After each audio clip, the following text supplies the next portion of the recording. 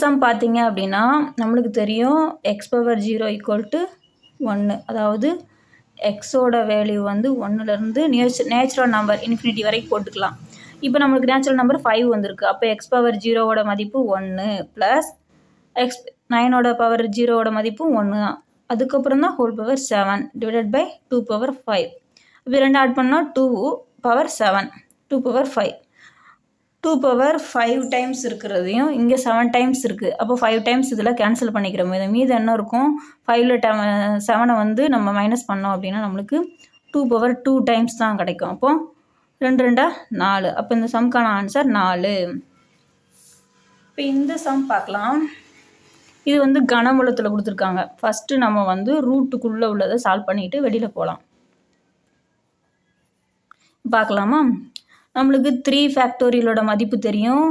1 2 3 வரைக்கும் 2 6. அப்போ 3 ஃபேக்டோரியலோட மதிப்பு 6. இப்போ ஃபஸ்ட் ஸ்டெப் பை ஸ்டெப்பாக பண்ணணும் அப்படின்னா 3 ஃபேக்டோரியலோட மதிப்பு ஃபஸ்ட்டு இந்த 2 நம்பர் தான் எடுத்திருக்கோம். அப்போது 6. இதுக்கு ஆன்சர் 6. அது பக்கத்தில் ஒரு ஃபேக்டோரியல் போட்டிருக்காங்க. மேலே நம்மளுக்கு 3 ஃபேக்டோரியல் மதிப்பு தெரியும் 6. அப்போ ஆன்சர் 6 போட்டுக்கலாம். அடுத்து √6. இப்போ 6 ஃபேக்டோரியல் மதிப்பு பார்த்தீங்க அப்படின்னா 6 × 5 × 4 × 3 × 2 6 20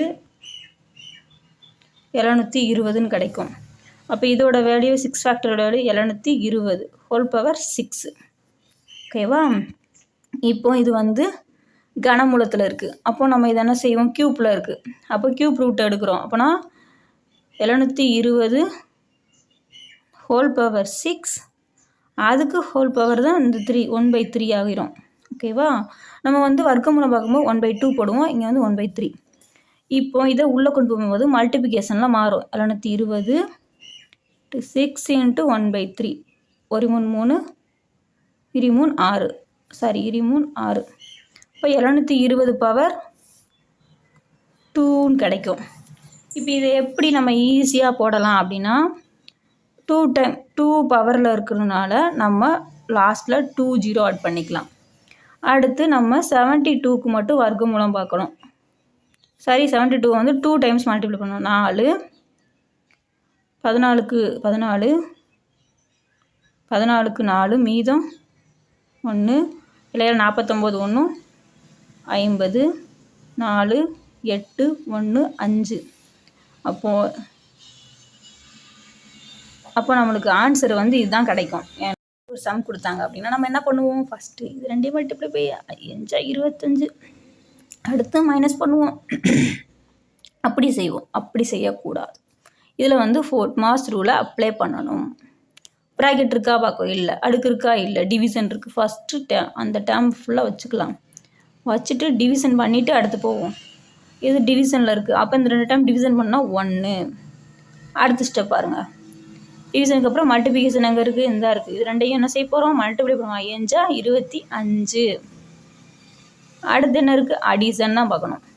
அடிஷன் அப்படின்னா இது ப்ளஸ் நம்பர், இது ஒரு ப்ளஸ் நம்பர். இது ரெண்டையும் ஆட் பண்ணால் 26 -5. அதுக்கப்புறம் தான் லாஸ்ட்டில் சப்ராக்ஷன். இதில் வந்து சப்ராக்ஷன் பண்ணும்போது என்ன வரும்? 21. அப்போ இந்த சம்க்கான ஆன்சர் 21. இது நம்ம ஃபஸ்ட்டு வந்து அப்படியே செஞ்சுட்டு போகணும்னு வச்சுக்கோங்களேன்.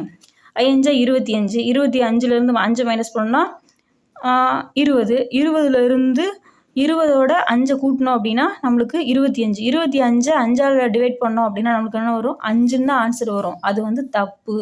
இந்த மாதிரி ஃபோர்த் மாஸ் ரூலை அப்ளை பண்ணி தான் இந்த மாதிரி சம்ஸ் கொடுத்தாங்க அப்படின்னா சால்வ் பண்ணணும். தேங்க்ஸ் ஃபார் வாட்சிங்.